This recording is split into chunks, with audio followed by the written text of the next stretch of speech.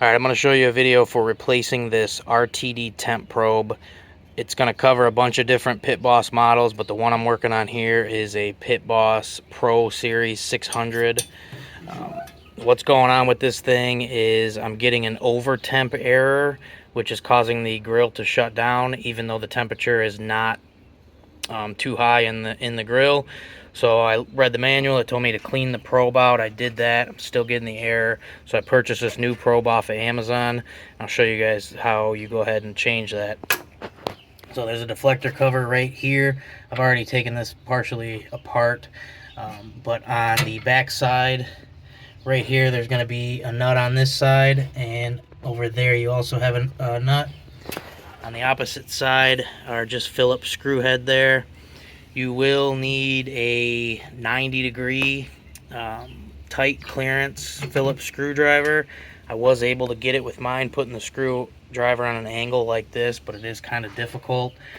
If you put the screwdriver on the outside, you can sometimes get in here with a pair of pliers and turn that nut slowly to get that to back off. So once you've got that out, you can pull this cover up and out. I've already removed mine, but there's going to be another screw with a nut on here. Phillips head screw on the top with the nut down on the bottom, so you got to reach up in there and get that.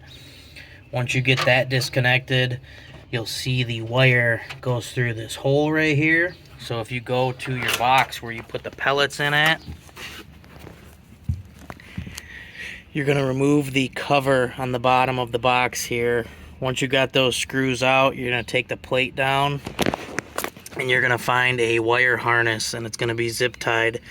Cut that zip tie off and find that wire coming down from that probe. Mine's already disconnected, but that was the plug that it came out of. Once you find that, there's a little plastic tab on here that you're going to push, and you're going to release the temp probe. And then as far as reinstalling the new temp probe, you're just going to pull the old one out. It's kind of tight to fish it through this hole here.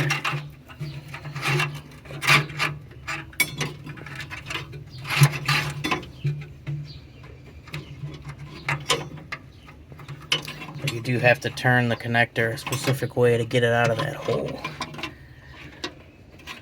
And then as far as reinstalling it, you're just going to do the reverse. Just fish down the new connector through there.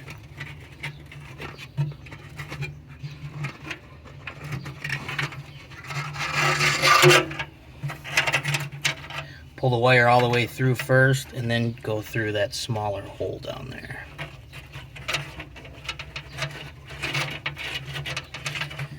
And then go back underneath the pellet compartment, and you'll be able to find that wire, plug it in, reassemble everything.